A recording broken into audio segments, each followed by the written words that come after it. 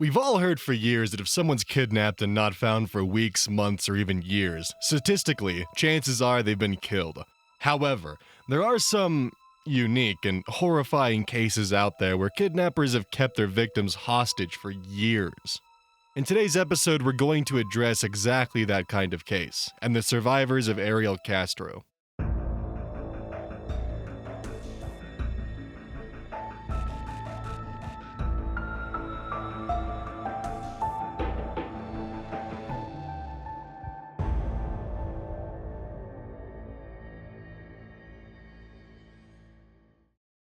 Hello everyone, and welcome back to another episode of Deception Diaries. Now, before we get started, I do just want to give an early content warning. This video will be heavily focused on themes such as domestic violence, sexual assault, miscarriage, child sexual abuse, child abuse, the death of an animal, and suicide throughout the entirety of the video. So please, if this is not your cup of tea, I would suggest that you move forward. With that being said, I'm your host of today's video, Oz, your local floor goblin, and I'll be your guide through this one hell of a video topic. Today, we are going to talk about the infamous Cleveland kidnappings. The kidnapping and captivity of Michelle Knight, Amanda Berry, and Gina De Jesus that took place from 2002 to 2013 by the hands of Ariel Castro.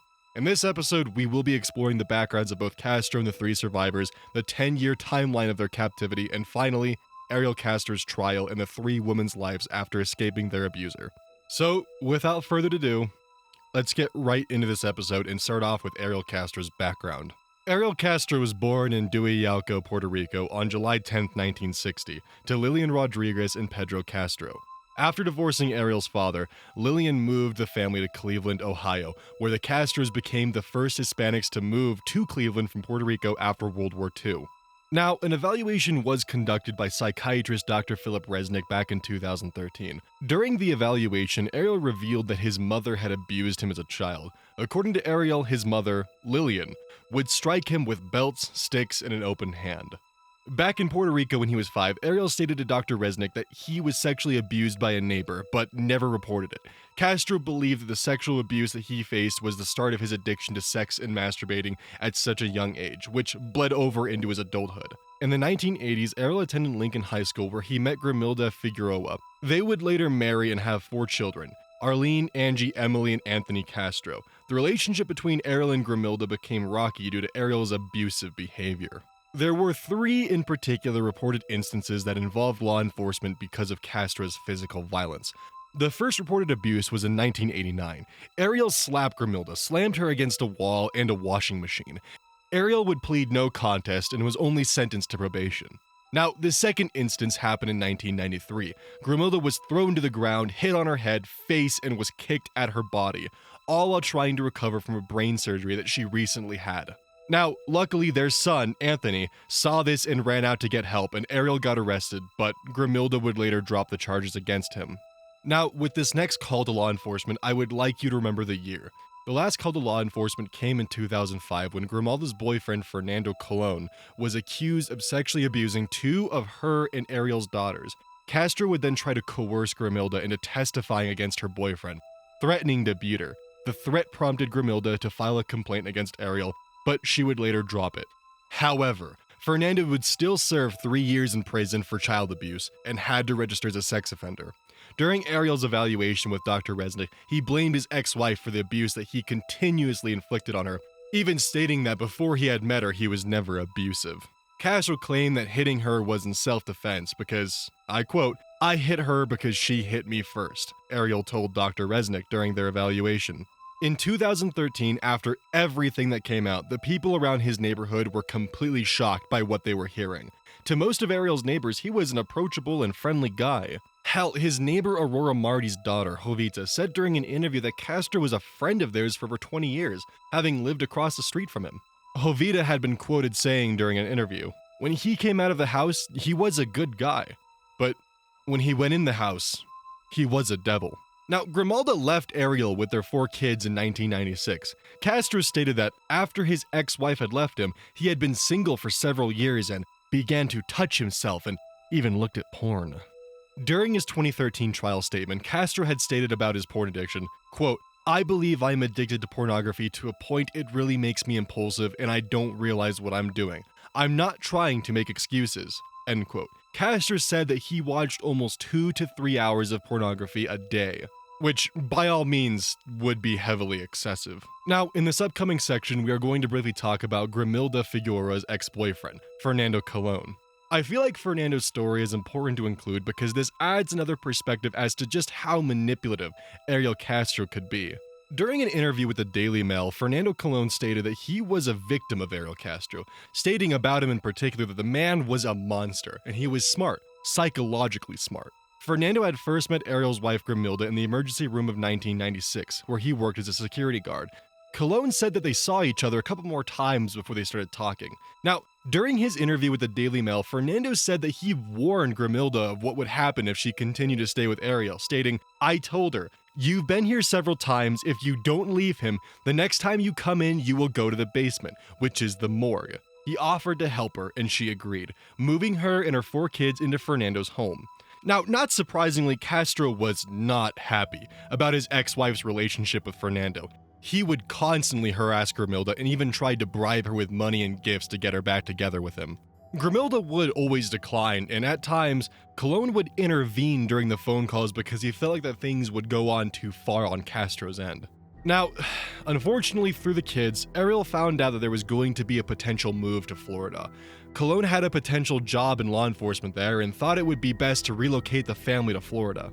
Have you ever heard the saying, "If I can't have her, then nobody will"? Well, unfortunately, that is pretty much the basis of why Colon thinks Castro did what he did. Fernando thinks that Castro convinced his 2 daughters to accuse Colon of sexually assaulting them to get back at him for being with his ex-wife. In the end, Castro ended up getting his way, and no, Grimilda did not get back together with him.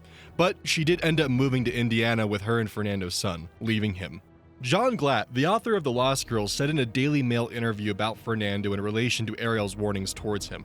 He warned he was going to get even after Nilda left him. He swore revenge, and by getting his daughters to say Fernando had molested him, he succeeded. Nilda being one of Grimilda's nicknames. Moving forward, let's talk about Michelle Knight, the first and thankfully not the only survivor of Ariel Castro's kidnappings. Michelle Knight was born on April 23, 1981 in Naples, Florida, to Barbara Knight. She is one of 3 children, having twin brothers named Freddie and Eddie, and, after her disappearance, a half-sister named Katie. Michelle's childhood was not easy in the slightest. She grew up in poverty. There were times where her family would have to scrounge up their meals so they didn't go hungry. In the home they lived in, there were multiple family members living with them, which proved to have caused a lot more problems for Michelle in the long run.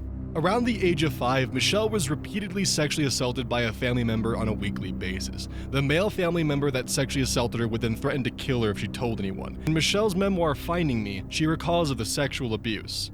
"I didn't know it was my period because I had been bleeding down there since I was 5, and by the time I was 11, the bad things that were done to me started getting worse." In high school, Michelle was bullied by other students due to her height of 4'7". Having to go through all of this, understandably so, Michelle felt overwhelmed. Michelle wanted to escape the relentless abuse that she was facing, so she ran away at the age of 15. While living under a highway underpass, Michelle met and lived with a drug dealer for a few months until he got arrested. The 6 months she lived with a drug dealer named Sniper, Michelle said those were her happiest moments. Describing Sniper as having a gentle heart, and he had a big heart. He never hurt me and he never once made me feel that I had to run or be uncomfortable. And after Sniper's arrest, Michelle went back to the highway underpass until her father found out and forced her to come back home. As soon as Michelle returned home, the sexual abuse continued. Michelle would then become pregnant when she was 17, the father being a high school boyfriend, and at 18, she gave birth to a son named Joey in 1999. To care for Joey, Michelle decided to drop out of school and began applying for jobs. In 2002, Michelle at this point had developed a relationship with a man named Carlos. I wasn't able to find out how this came about, but Carlos moved in with Michelle, her mother, and Michelle's son, Joey. In June of 2002, a drunk Carlos twisted a 3-year-old Joey's leg to a point where it broke. Jesus Christ. Social services got involved and they thought it was in their best interest to remove Joey from the Knight home. With luck on her side, Michelle was given a second chance to regain custody of Joey by showing that she could look after him responsibly. Now, let's move forward and talk about Castro's second survivor, Amanda Berry. Amanda Berry kept most of her life before the kidnappings private, not really touching much upon it in her memoir, so the information I have on her is fairly limited. With that being said, Amanda Berry was born and raised in Cleveland, Ohio on April 22, 1986 by her mother Luann Miller. Before her disappearance, she was also working part-time at a Burger King. And that's really all I have on Amanda Berry. Now, moving forward, and lastly, let's talk about Castro's third survivor, Gina de Jesus. Georgina Gina de Jesus was born on April 1st, 1990 in Cleveland, Ohio, where she also grew up. And just like Amanda, I really can't find much information on Gina's life, but I did find that she had a close relationship with her family. Her family includes her mother, Nancy Ruiz, her father, Felix de Jesus, and her siblings, both brother Ricardo and sister Myra. One thing I was able to find was that when she was 13, a year before her disappearance, Gina would walk by herself to school, which was almost 40 blocks away. Among these 40 blocks were areas that were oftentimes frequented by sex workers in a not-so-great neighborhood. Now, with their backgrounds established, let's talk about the Cleveland kidnappings. We will be going over what happened leading up to Ariel kidnapping the three girls and what took place during their decade-long captivity. Now, as I mentioned earlier, Michelle did regain custody of her son Joey, but she had to prove that she could care for him responsibly. She would attend regular meetings with social conservatives, and this day was no different. On August 23, 2002, a 21-year-old Michelle was walking to attend her regular meeting with social services from her cousin's house. She didn't have a car nor the money for transportation, so she would always have to walk on foot. Michelle would begin to panic because she was running late to the social service office due to being lost, so she went to the nearest convenience store and asked a female employee for directions. Ariel Castro overheard the conversation and intervened by saying that he knew how to get to where she wanted to go and offered Michelle a ride. Michelle, wanting to get to her destination, gratefully accepted and got into his vehicle with him. And at the time, Michelle stated that she felt comfortable getting a ride from Castro because she recognized him as the father of his youngest daughter, who was a friend of Michelle's from school. Now, I want to pause real quick and point out the mention that Michelle knew one of Ariel's daughters. Scarily enough, this will be a consistent theme throughout the three girls' abduction stories. He used his knowledge that all three girls knew his daughters as an advantage to kidnap and hold them captive. Ariel said he needed to pick something up from his house and he drove her there instead of the social service office. When they got to his house, Ariel told Michelle that he had puppies for sale and that he would be willing to give one to Michelle for Joey as a gift. Which implies that Ariel knew about Joey's existence. Oof. Michelle had an intuition that something was up with Castro but didn't want to seem rude, so she agreed and went inside Ariel's home with him. During an interview with The Guardian in 2014, Michelle stated that as she looked back on that moment being in his car, that she should have, quote, gotten out of his car, end quote. And in the same breath, she admitted a scary truth that, the only thing is, if I tried, there was no door handle. Michelle realized at that moment that she was trapped. After heading further and further upstairs to look for the puppies, but kept stating to Castro that she couldn't hear them, he gave the excuse that they were napping. And at that moment, she was scared. But Castro assured her that she had no reason to be afraid. Castro had cornered her upstairs, locking the door where he tied her up, covering her mouth with a dirty sock and duct tape before sexually assaulting her. Castro kept Michelle upstairs before moving her to his basement a couple of days later, where he continued his sexual assaults. For the first year, Castro deprived her of eating unless she did what he wanted. A couple of weeks after being locked into the basement, he took Michelle upstairs, naked, and chained her up. Michelle also noted that during weekends was when, while she was in the basement, Castro would have salsa band rehearsals upstairs, as if he wasn't holding women captive below their feet. Not only did Castro have people in the house where the three girls were, but even his own kids had spent the night at his house while the girls were there. During his first year period, Castro began to emotionally manipulate Michelle by telling her that no one was bothering to look for her, and she believed him. To Michelle, she should have been easy to find considering that she was not only spotted by the female employee at the convenience store, but even waved at his neighbor seconds before walking into the house. And this is something that I want to include, just to further show how outrageously violent Ariel Castro was. I found an article from the Daily Mail where Michelle recounted how Castro, ironically enough, bought Michelle a puppy a few months after abducting her. I wasn't able to find out how long she was able to have the puppy for, presumably a few months if I had to take a guess, but Castro ended up killing the puppy right in front of her because he wouldn't stop barking. In 2003, Michelle learned that she was pregnant. Castro found out about this a few weeks later and tried to find ways to get rid of the baby. When none of it worked, he beat Michelle until she had a miscarriage. Over the course of 10 years in captivity, Michelle was pregnant and had 5 miscarriages. 5. And because of this, she's now no longer able to have children. That same year, on April 21st, 2003, just a day before her 17th birthday, Amanda Berry was last seen, leaving her part-time job at Burger King before she disappeared. Amanda had called her sister, letting her know that she was offered a ride back home. The man who offered her a ride was Castro. Amanda recognized him because she knew one of his daughters from middle school. Castro offered to take Amanda to see his daughter before taking her home, and she agreed. Castro took Amanda upstairs after convincing her to let him show her around the house where Michelle was sleeping on a bed. That was when Amanda realized that she was not getting out of this house. Fast forward a week, and Amanda's mother had received a phone call from someone, Castro, using Amanda's cell phone. During the short phone call, Castro told police officers during his interrogation that he believed he said, "I have your daughter and she's okay, and that she's my wife now," but couldn't remember verbatim.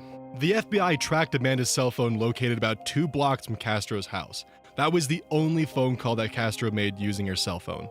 The room that Amanda stayed in was, just like the rest of the house, in disgusting conditions. The mattress was old and nasty. It was just disgusting. And we had the bucket to use the bathroom, and that smelled horrible. Amanda explained during her ABC News interview with Robin Roberts. Making things worse for wear, Amanda's ability to take a shower came with a price.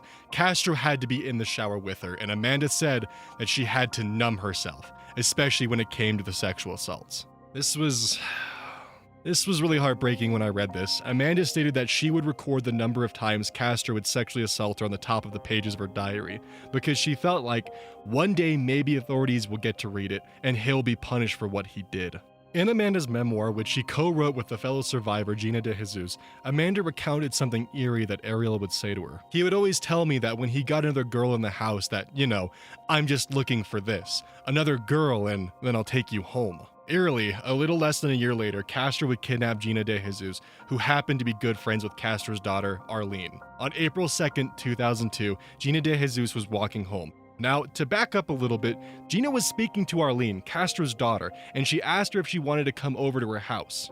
Arlene's mother said that she couldn't, and they went their separate ways. This left Arlene to have been the last person to physically see Gina before her father kidnapped her. On the way home, Castro in his van stopped Gina and asked her if she had seen Arlene, to which Gina responded that she was around the corner. Somehow, Castro convinced Gina to help him look for Arlene. In her co-written memoir with Amanda, Gina recalled how uncomfortable she started to get with Castro. During an interview with Robin Roberts in an exclusive ABC News interview, Gina said Castro's odd behavior, that he was fixing his eyebrows and trimming his mustache and cutting his nose hairs.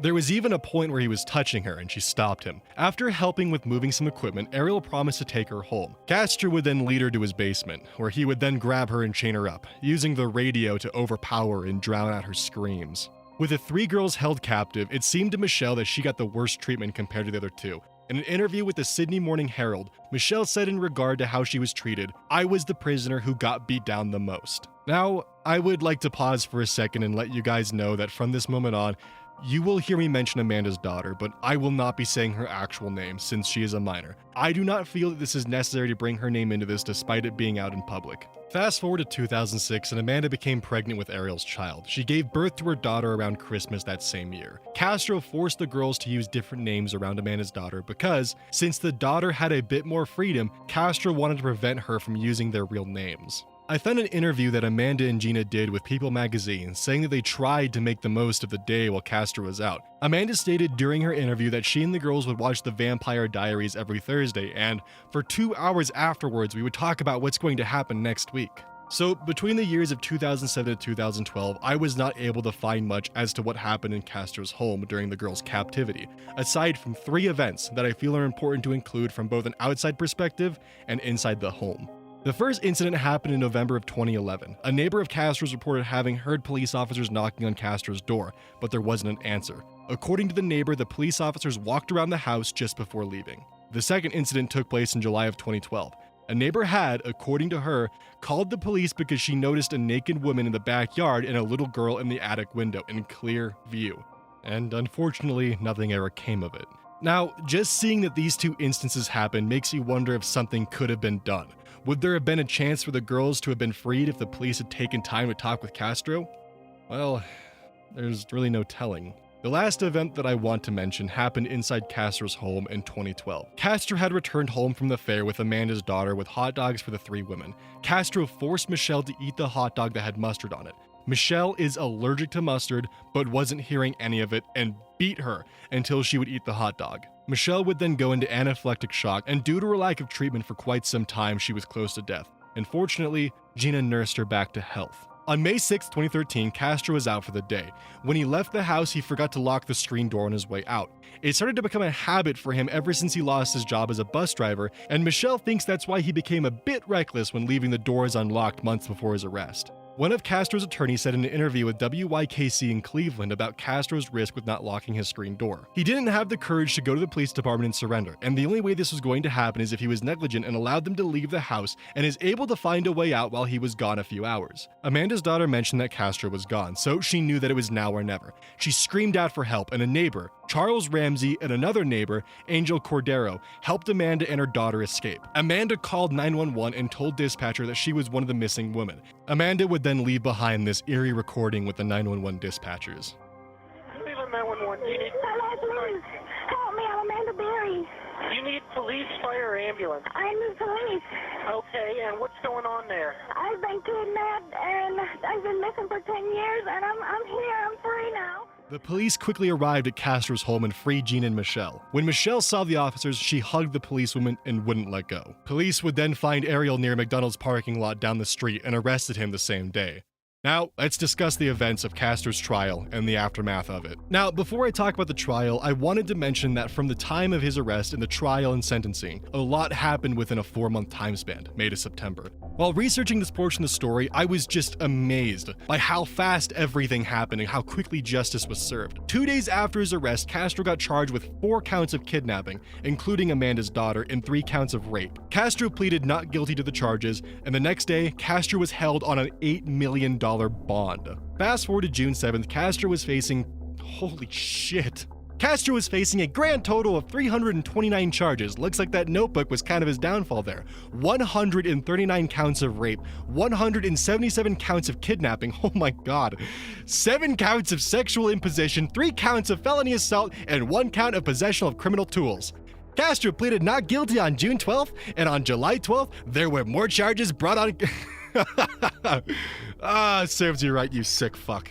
On July 12th, there were more charges brought to Castro, and in total, there were 977 charges brought against him, to which Castro again pleaded not guilty. And it wasn't until July 26th that Castro would plead guilty to the kidnapping and rape of Michelle Knight, Amanda Berry, and Gina De Jesus.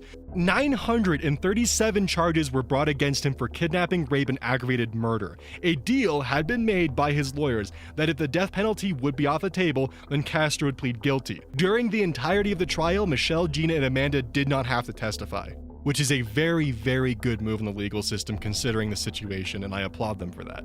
And on August 1st, Castro was sentenced to life in prison without parole, plus another 1,000 years in prison. Ariel was given the chance to give a statement, and that's exactly what he did. The 20-minute statement was what some experts believe to be the signs of a narcissistic sociopath. Here are 4 direct quotes that I pulled from his statement. Statement 1. Most of the sex that went on in the house, and probably all of it, was consensual. These allegations about being forceful on them, it's totally wrong. There were times they asked me for sex. Statement 2. We had a lot of harmony going on in the home, and if you've seen the YouTube video of Amanda this weekend, that proves the girl did not go through torture. If that was true, do you think that she would be out partying and having fun? All of the victims are happy. Dude, you had to chain them up while you were gone. What kind of fucking harmony is that? Statement 3. Michelle, since day 1, no one missed her. I never saw flyers about her. And statement 4. I just hope that the victims find it in their hearts to forgive me and to maybe do some research for the people who have addiction so they can see that addiction takes over their lives. Now, I watched Ariel's trial statement on YouTube. There will be a link to the video provided down below. In the video, you'll notice a lot of placing blame on others in order to make himself look like the victim and a lack of genuine emotion. Michelle Knight was the only one who gave a victim impact statement at Castro's trial. Towards the end of her statement, Michelle said to Castro, "From this moment on, I will not let you define me or affect who I am. I will live on, and you will die a little every day." I will also link the video to Michelle's statement down below, so you can watch it for yourself, and it is hard to get through. It's very emotional, and it definitely hurts to think about what they had to go through for 10 years. Now, moving forward, in this next section, we will be briefly talking about Ariel Castro's death and the 3 women's lives after captivity. On September 3rd, 2013, Ariel Castro was found in his cell with a sheet around his neck, attached to a window frame, knees bent, and shorts around his ankles. He was presumed dead later that night. Now, what I found interesting is that a correctional officer found a note that he wrote the same day saying, "Well, God loves you all for all our sinners. We all fall short of the glory of God. Christ is my Savior and yours. And another note written August 31st said, I will not take this kind of treatment much longer if this place treats me this way. I can only imagine what things will be like at my parent institution. I feel as though I'm being pushed over the edge, one day at a time. And to that I say Uno reverse, you sick fuck. You got what's coming to ya. Well, you should have actually had more coming to you, but unfortunately, the 8th Amendment prevents us from chaining him to a bed frame for 30 years, which I feel like would be an appropriate punishment, but unfortunately, we have that whole cruel and unusual punishment clause in the Constitution, which, yeah. And moving forward, a medical examiner concluded that Ariel Castro committed suicide, despite others theorizing that this was an autoerotic asphyxiation ordeal gone wrong due to his admitted addiction to sex and porn. His trousers being down definitely was not helping his case. Anyways, moving on from that sick fuck, we're gonna be talking about the survivors and their life moving forward. Exactly 1 year after being rescued from her kidnapper, Michelle Knight, also known as Lily Rose Lee, released her first memoir, Finding Me, A Decade of Darkness, A Life Reclaimed, recounting her childhood, losing her son, and the abduction and relentless abuse that she faced at the hands of Ariel Castro. The book went on to be a New York Times bestseller list. The memoir would be used as a basis for the Lifetime movie Cleveland Abduction, starring Taryn Manning and Raymond Cruz. Michelle also has done interviews over the years with Anderson Cooper, CNN, People Magazine, and many, many more. Michelle wrote a second memoir, released in May of 2018, titled Life After Darkness, Finding Healing and Happiness After the Cleveland Kidnappings. Unfortunately, Michelle has not been able to see her son Joey, as his adoptive parents decided not to give her any sort of direct contact with him. Michelle hopes to one day see her son, one day, whenever he's willing and ready. Michelle also has a website if you would like to check it out. It's www.lilyroselee.com, and Lily Rose Lee, to her, represents a new beginning of peace, love, and healing. Now, in 2015, Amanda and Gina co-wrote a memoir titled Hope, A Memoir of Surviving in Cleveland. That same year, Gina and Amanda received honorary diplomas from John Marshall High School. Amanda would become a Fox 8 member in 2017 to help find missing children around the northern Ohio area. Gina is the co-founder of an organization called Cleveland Missing. On the website clevelandmissing.org, the organization's main goal is to offer a place of resources for members of an abducted family member. I know this episode was on the heavier side, and I thank you for making it this far into the video. So I just wanted to close this video out by saying that if you or a loved one are or have been a victim of sexual abuse, child abuse, or have ever had thoughts about hurting yourself, you're not alone and there is someone that loves you. Down below, there will be resources for you if you would like to call and talk to someone. Now, with that said, I'm Oz, your local floor goblin, and thank you so much for making it through today's episode, and I'll see you next time.